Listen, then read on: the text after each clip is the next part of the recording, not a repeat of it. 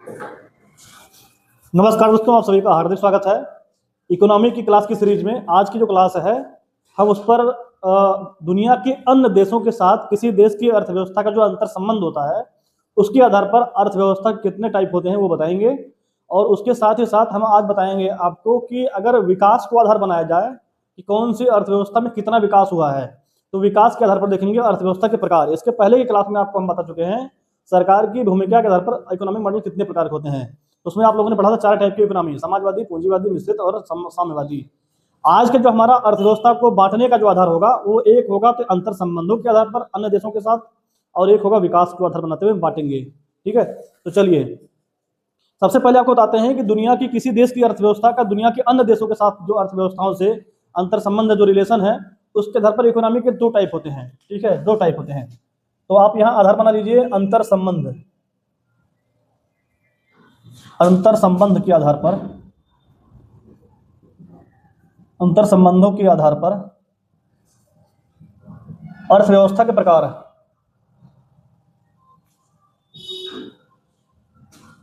अर्थव्यवस्था के प्रकार, तो यहां पर मामला निकल के आता है कि 2 ये होते हैं 2 प्रकार के। एक होती है ओपन इकोनॉमी, ओपन एक होता है क्लोज इकोनॉमी। क्लोज मतलब होता है बंद और ओपन मतलब होता है खुला,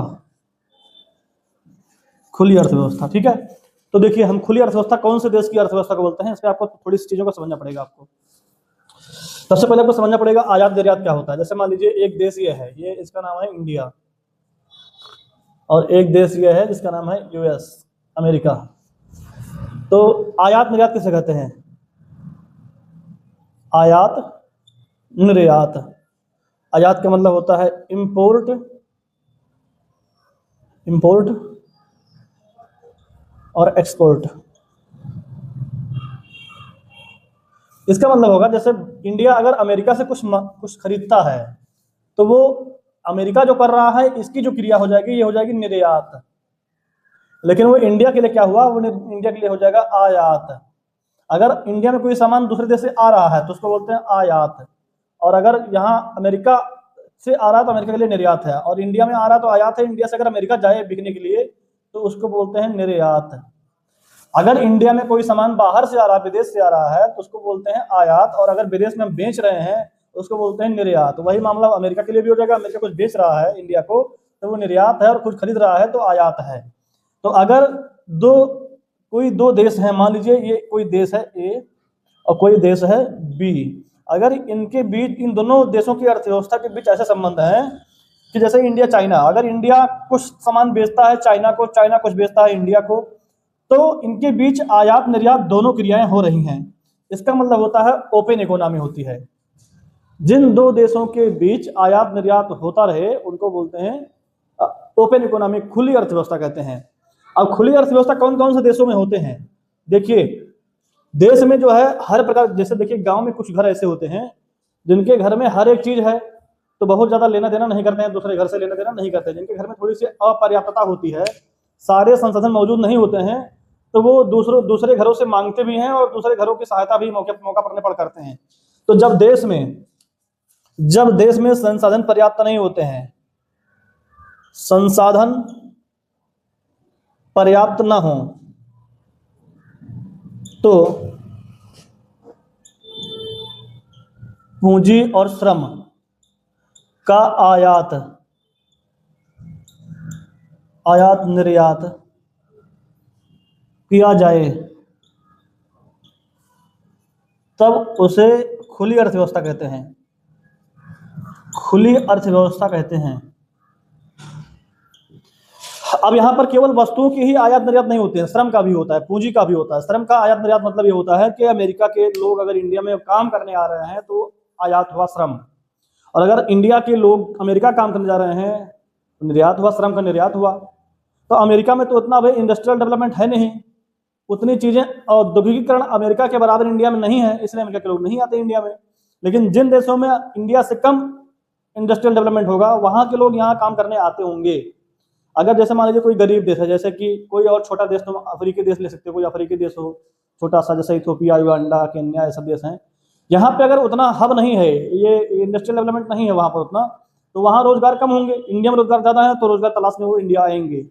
और वही हाल इंडिया और अमेरिका में है। अगर इंडिया में अमेरिका की तुलना में रोजगार कम है, इंडस्ट्रियल डेवलपमेंट कम है, तो इंडिया के लोग अमेरिका जाएंगे, क्योंकि अमेरिका में इंडस्ट्री ज़्यादा है, उद्योग ज़्यादा है, तो वहाँ रोजगार के मौके ज़्यादा हैं, तो वहाँ जाकर के नौकरी करते हैं। अमेरिका के लोग इंडिया में नहीं आते हैं, क्योंकि भाई अमेरिका खुद ही संपन्न है, उसके यहाँ रोजगार के अवसर खुद ही ज़्यादा है, वहाँ बेरोजगारी कम है, आबादी कम है, वहाँ की क्षेत्रफल ज़्यादा, उनके पास संसाधन ज़्यादा है।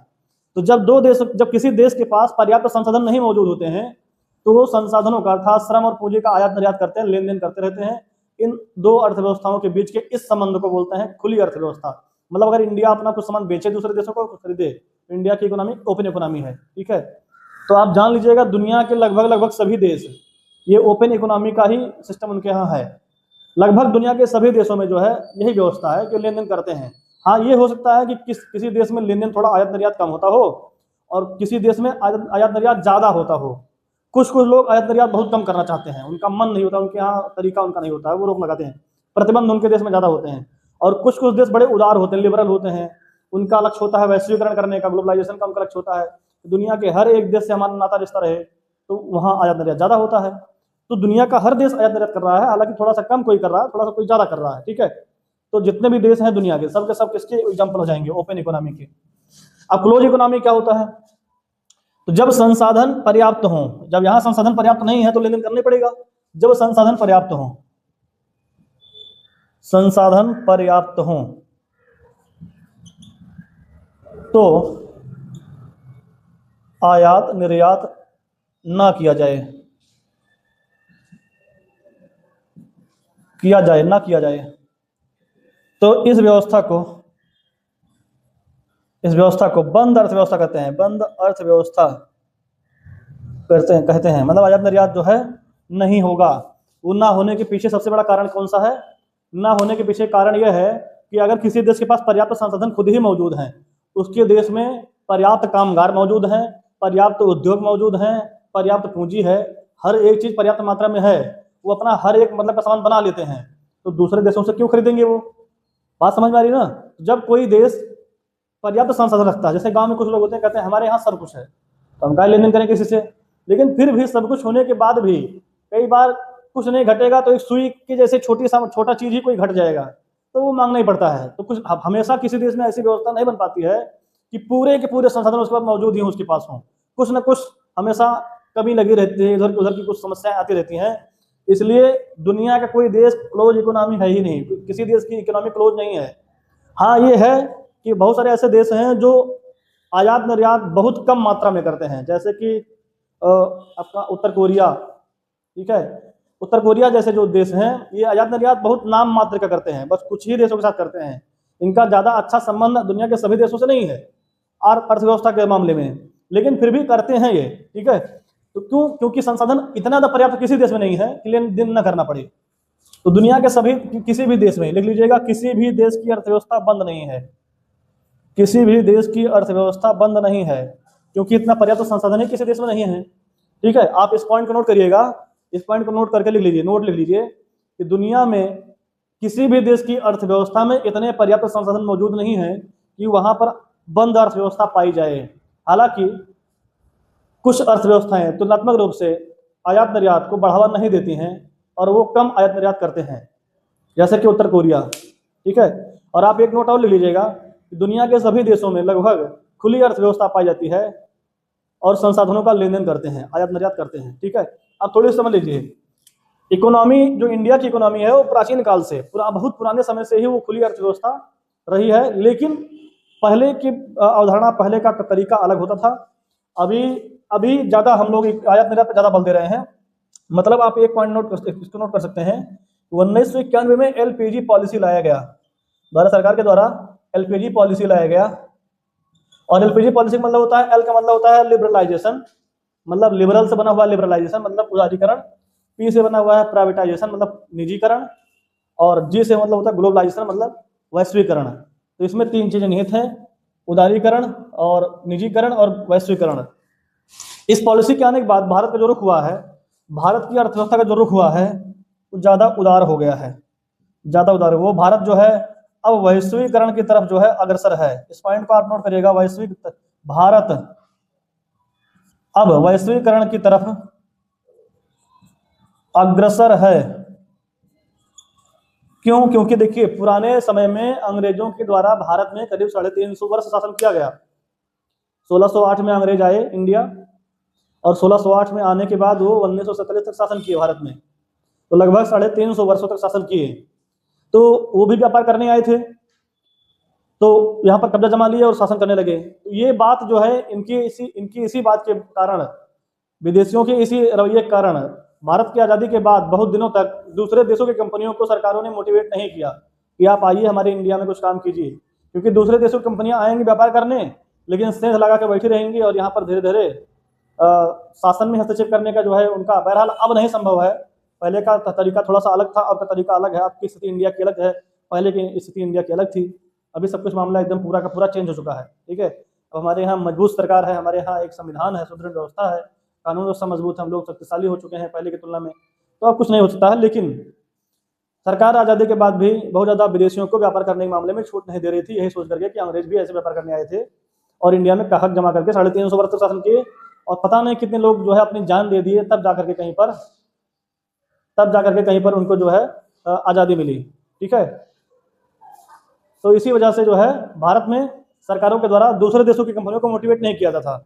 लेकिन इस पॉलिसी के आने के बाद सरकार थोड़ा सा अपना रुख जो है थोड़ा सा उदार कर ली कि दूसरे देशों की कंपनियां अगर इंडिया में आना चाहें तो अपना इंडिया में आके ब्रांच बनाएं, अपना उत्पादन करें।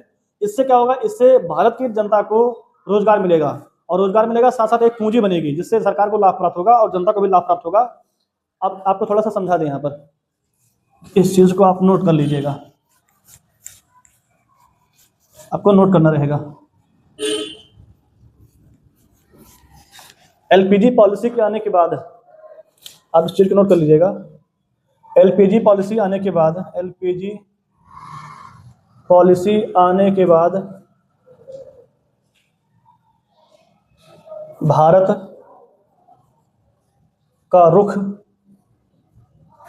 उदार हो गया है, और अब भारत वैश्वीकरण की तरफ अग्रसर है। इसका मतलब ये होगा कि जो भारत है दुनिया के अन्य बहुत सारे देशों को इनवाइट करता है, जैसे यूएस हो गया, जापान हो गया, कोरिया, ठीक है, और भी जो देश हो गया, रसिया, इन देशों की कंपनियों को भारत जो है न्योता दे रहा है कि आइए हमारे इंडिया में उत्पादन कीजिए। और इसीलिए शुरू किया गया है भारत में जो है प्रोग्राम शुरू किया गया है, मेक इन इंडिया, भारत में बनाइए। मतलब एप्पल कंपनी जैसे है, वीवो कंपनी है, ओप्पो है, इन ऐसे बहुत सारी कंपनियों के साथ भारत न्योता देता है, आइए और इंडिया में अपनी ब्रांच खोलिए, अपने फैक्ट्री स्थापित कीजिए और प्रोडक्शन कीजिए। इससे क्या होगा? जब कोई विदेशी कंपनी ढेर सारी आके इंडिया में अपना लगाएंगे, स्थापित करेंगे, अपने आप को स्टैब्लिश करेंगे, तो इंडिया के लोगों को रोजगार मिलेगा और यहाँ पूंजी निर्माण होगा। और जब ये सब होगा तो लोगों का पीसीआई बढ़ेगा, पर कैपिटा इनकम बढ़ जाएगा। मतलब प्रति व्यक्ति आय, मतलब देश की एक जनता का साल भर का औसत जो इनकम होता है उसे बोलते हैं पर कैपिटा इनकम, औसत इनकम होता है। ठीक है, तो जब ये पर कैपिटा इनकम बढ़ेगा तो इनका जीवन स्तर अच्छा होगा, ऊंचा होगा, तो फिर जीवन प्रत्याशा भी अच्छी होगी। मतलब जीवन जीने की उम्र, जब पैसा आएगा, मजबूत लोग होंगे, गरीबी दूर होगी। ये सब भी नोट कर लीजिए, गरीबी कम होगी, बेरोजगारी कम होगी। ऐसी स्थिति में गरीबी कम होती है, बेरोजगारी कम होती है, प्रति व्यक्ति आय बढ़ेगा, जीवन स्तर ऊंचा होगा, जीवन प्रत्याशा बढ़ जाएगा, मतलब जीवन जीने की उम्र बढ़ जाएगी, अच्छी लाइफ स्टाइल, लोगों की लाइफ स्टाइल अच्छी हो जाएगी तो लोग ज्यादा दिन तक जिएंगे। इसीलिए मेक इन इंडिया शुरू किया गया है, और ये एलपीजी पॉलिसी लाया ही इसीलिए गया कि भारत थोड़ा सा उदार बन जाए। उदार बनने का मतलब ये होता है कोई विदेशी कंपनी अगर भारत में आ रही है तो स्थापित होने दीजिए उसको, ये नहीं प्रतिबंध लगा दीजिए, नहीं इंडिया नहीं आना है, इंडिया में आने ही मत दीजिए ऐसी कंपनियों को। तो जो नहीं आने दे रहा है वो क्या है? उदार थोड़ी है, वो कठोर है। और अगर हम आने दे रहे हैं, व्यापार व्यवसाय करने की छूट दे रहे हैं, यहाँ तक कि छूट नहीं, हम तो न्योता दे रहे हैं कि आइए इंडिया में बनाइए, तो इसको बोलते हैं उदार रुख अपनाना। और हमारा जो है संबंध दुनिया के सभी देशों से है, दुनिया के सभी देशों की अर्थव्यवस्थाओं से लगभग है, जो कोई भ्रष्ट देश नहीं होगा वहाँ सभी देशों से है। इसे बोलते हैं वैश्वीकरण। विश्व के सभी अर्थव्यवस्थाओं के लगभग संबंध रखना। इससे क्या होगा, इंडिया इंडस्ट्रियल हब बनेगा। इंडिया जो है बहुत सारी कंपनियां इंडिया में आकर के अपना काम धंधा शुरू करेंगी। और वहीं इसके अपोजिट में कुछ समस्या देखिए, इसको आप लोग नोट करते जाइएगा। ये सब जितनी चीजें मैं बोल रहा हूं उसको आप बढ़िया से वीडियो को रोक करके आप एक शॉर्ट नोट बना सकते हैं। ऑनलाइन क्लास में हम एक लाइन नहीं लिखवा सकते हैं, लेकिन जो मैं चीज़ों को बोलता हूँ आप धीरे धीरे करके उन चीज़ों को बढ़िया से हमारे द्वारा बोली गई हर एक लाइन को आप नोट कर लीजिएगा। सारी चीज़ें इंपॉर्टेंट होती हैं, ठीक है। वहीं अमेरिका जो है इसका रुख थोड़ा सा अलग है।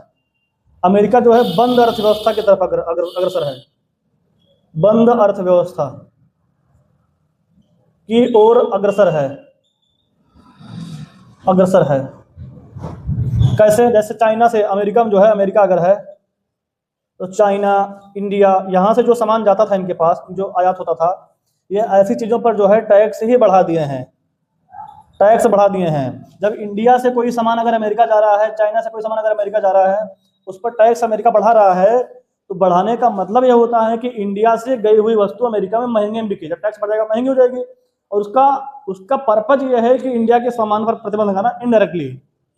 तो टैक्स बढ़ाने का मतलब यहाँ पर यह हो जाता है कि इंडिया का सामान महंगा होगा तो नहीं बिकेगा, तो उसकी खरीदारी कम हो जाएगी, बल्कि लोकल वहाँ का जो अमेरिका का कोई प्रोडक्ट होगा वो ज़्यादा बिकेगा। तो किसी दूसरे देश के प्रोडक्ट पर या वस्तुओं पर अप्रत्यक्ष रूप से रोक लगाने का तरीका होता है टैक्स बढ़ा दीजिए। तो मतलब वो कम चाहते हैं कि ऐसे देशों से उनका आयात निर्यात ज़्यादा हो। तो वो इंडिया, अभी अमेरिका वर्तमान में जो है ऐसी चीज़ें, ऐसे टैक्स बढ़ाने का मामला सामने आया हुआ है। धीरे धीरे सब चीज़ें मिलती रहती हैं और भी बहुत सारे मामले हैं। तो अमेरिका का रुख यह है, देखो उसके पास संसाधन पर्याप्त है, जनसंख्या उतनी है नहीं, बहुत बड़ा देश है, क्षेत्रफल में संसाधन पूंजी सब कुछ ज़्यादा है, इंडस्ट्रियल डेवलपमेंट भी हो चुका, अमेरिका एक विकसित देश है। तो इसीलिए वो सोचता है हमारा दूसरे देशों से बहुत ज़्यादा नहीं होगा, लेन देन नहीं होगा तब भी चलेगा। तो वो मजबूत है तो उसका चल जाएगा, लेकिन जो कमजोर है उसका नहीं चलेगा बिना लेन देन किए। ठीक है भैया, तो इतना आप लोग नोट कर लीजिएगा। चलिए अब हम आगे की चीज़ों को देखते हैं। अब आगे हम लोग पढ़ेंगे जो है विकास के आधार पर अर्थव्यवस्था के टाइप।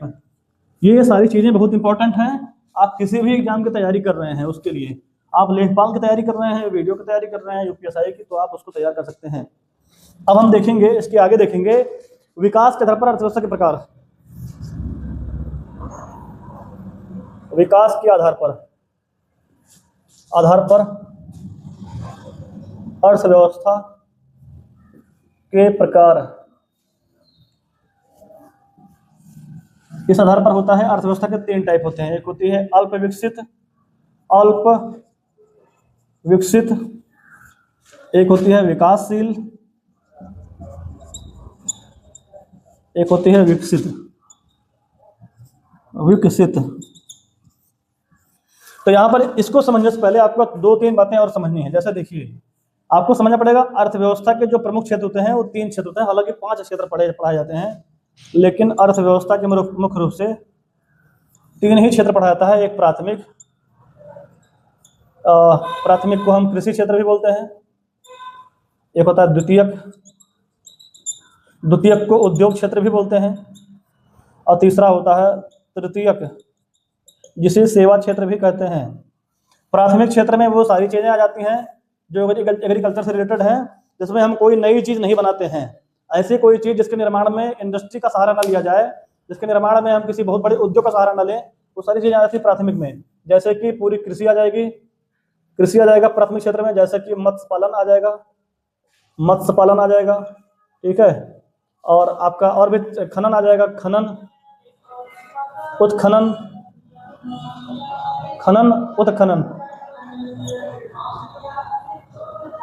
ये सारे मामले जो है पहले प्राथमिक क्षेत्र के मामले हैं, ठीक है।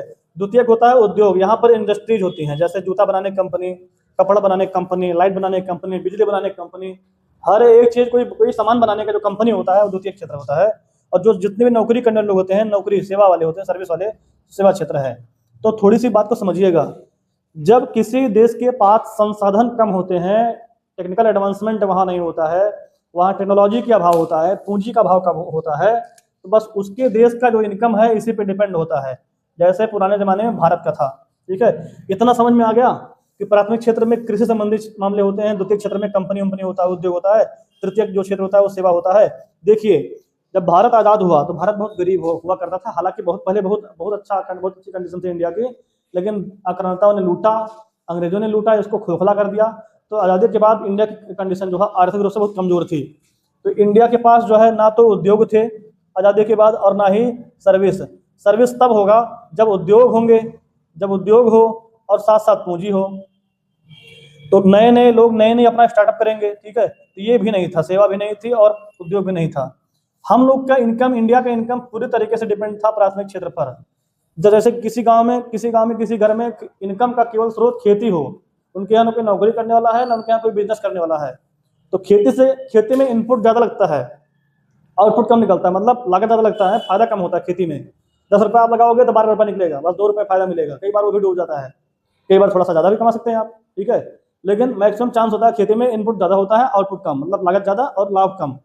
तो जिस देश की अर्थव्यवस्था का संपूर्ण इनकम कृषि पर निर्भर हो, उस देश में ये दो चीज़ें नहीं हैं। तो जब दो चीज़ें नहीं हैं तो वहाँ पर क्या होंगे, उद्योग नहीं होंगे, सेवा नौकरी नहीं होगी, तो वहाँ पर लोगों का पर कैपिटा इनकम कम होगा, लोगों की गरीबी ज़्यादा होगी, लोगों के बीच में भूखमरी होगी, आधारभूत संसाधन नहीं होंगे। आधारभूत संरचना आप देखने मिलेगी, आपको नहीं देखने मिलेगा, जैसे सड़क, हवाई अड्डा, बस अड्डा, रेलवे, अस्पताल, स्कूल, ये सब अच्छी चीज़ें नहीं देखने मिलेंगी। ठीक है, तो चलिए थोड़ा सा समझिएगा, इसको समझ में आपको चीज़ें आ गई होंगी। इसके आगे समझते हैं अल्पविकसित क्या होता है। देखिए यहाँ पर दो बात। पहली बात, जहाँ पर संसाधन मौजूद ना हो, संसाधन ना हो और उसका प्रबंधन भी ना हो पा रहा हो, संसाधन ना हो, प्रबंधन भी ना हो पा रहा हो। इसका मतलब ये होता है, जैसे किसी बच्चे के पास पढ़ने, कोई स्टूडेंट है, उसके पास कापी किताब कलम लाइट, ठीक है, मेज कुर्सी, ये सब है ही नहीं, तो मतलब संसाधन नहीं है, तो कैसे काम करेगा अपना वो। लेकिन किसी बच्चे के पास संसाधन है और वो यूज नहीं कर पा रहा, सही से उसका लाभ नहीं उठा पा रहा है। तो बहुत सारे देश ऐसे होते हैं जहाँ पर संसाधन नहीं होते हैं, संसाधन की अपर्याप्तता होती है, होते ही नहीं संसाधन ना होने मतलब पूंजी नहीं है, उद्योग नहीं है, तकनीक नहीं है, टेक्नोलॉजी नहीं है, तो इसको तो संसाधन नहीं होना। जब ये सब संसाधन नहीं है तो गरीबी होगी, लोगों को रोजगार नहीं मिलेगा, लोग कैसे होंगे, बेरोजगारी ज़्यादा होगी तो गरीबी भी ज़्यादा होगी। ठीक है, भूखमरी होगी। ठीक है, लोगों का पर कैपिटा इनकम बहुत कम होगा। ठीक है, प्रति व्यक्ति आय बहुत कम होगी। बातें समझ आ रही ना। आधारभूत जो आपकी संरचना है, आधारभूत संरचना जो है, आधारभूत संरचना का मतलब आप लिख सकते हैं जैसे कि सड़क, अस्पताल, जैसे कि स्कूल, बस अड्डा, ये सब चीज़ें। तो अगर ये भाई पैसा ही नहीं, संसाधन ही नहीं है, और जो संसाधन है भी, जो थोड़ा बहुत संसाधन रहेगा भी, उसका मैनेजमेंट देश में सही से नहीं हो पा रहा है, किस तरीके से प्रयोग करना नहीं समझ पा रहे हैं, तो गरीबी रहेगा, तो बेरोजगारी होगा, गरीबी होगा, भूखमरी होगा, पर कैपिटा इनकम कम होगा, आधारभूत संरचना देखने नहीं मिलेगा आपको। सड़कें बहुत टूटी फूटी होंगी, अस्पताल नहीं होंगे, या होंगे तो बहुत टूटे फूटे होंगे, स्कूल नहीं होंगे, अच्छे बस अड्डा नहीं होंगे, ये सब चीज़ें, इनको बोलते हैं आधारभूत संरचना। आधारभूत संरचना मतलब होता है बेसिक, लोगों की बेसिक जरूरत में आने वाले, यूज में आने वाली चीज़ें, जैसे अस्पताल, स्कूल, ठीक है, ये सब, बस अड्डा, हवाई अड्डा, ये सब, ठीक, इनको बोलते हैं आधारभूत संरचना।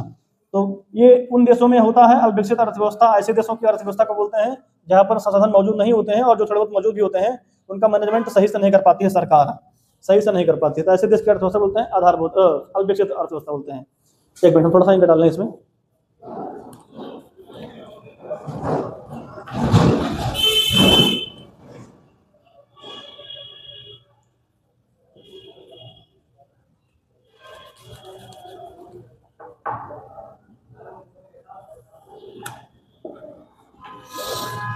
तो जिस देश में अविकसित अर्थव्यवस्था होगी, वहां पर अगर तीनों क्षेत्रों का अध्ययन करें, अगर आप 3 सेक्टर मैंने अभी बताया, ये होता है प्राथमिक क्षेत्र, सेकेंडरी क्षेत्र और टर्टियरी, मतलब तृतीय क्षेत्र, सेवा क्षेत्र। तो यहाँ पर प्राथमिक क्षेत्र का योगदान बहुत ज़्यादा होगा, इन दोनों का योगदान बहुत कम होगा।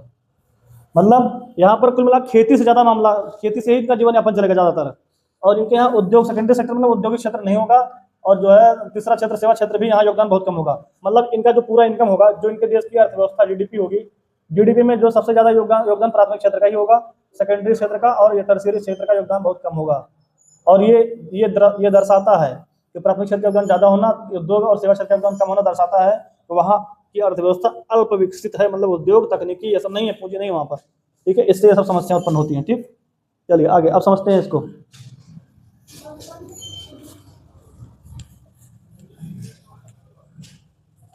अब समझते हैं विकासशील अर्थव्यवस्था को। देखिए, अगर किसी देश में प्राथमिक क्षेत्र का योगदान थोड़ा सा घटने लगे और सेवा क्षेत्र का योगदान बढ़ने लगे और टर्सरी क्षेत्र का योगदान थोड़ा सा बढ़ने लगे, यहाँ पर मामला ये है, प्राथमिक क्षेत्र का योगदान ज़्यादा है, सेकेंडरी क्षेत्र का कम है, टर्सरी क्षेत्र का कम है। ये टी मतलब टर्सरी मतलब सेवा क्षेत्र है। यहाँ अल्प विकसित में तो मामला ये होता है, अगर मामला किसी देश की अर्थव्यवस्था ऐसे छलांग लगा दे और यहाँ पर प्राथमिक क्षेत्र का कृषि का योगदान जीडीपी में कम होने लगे, धीरे धीरे कम होने लगे, और सेवा क्षेत्र का योगदान बढ़ने लगे और उद्योग के क्षेत्र का योगदान बढ़ने लगे, मतलब वहां पर उद्योग बढ़ने लगे, पूंजी बढ़ने लगे, ठीक है, सेवा करने वाले सर्विस सेक्टर के लोग बढ़ने लगे, सेवा बढ़ जाए तो लोगों की क्या होगी, पर कैपिटा इनकम बढ़ेगा, बेरोजगारी कम होगा,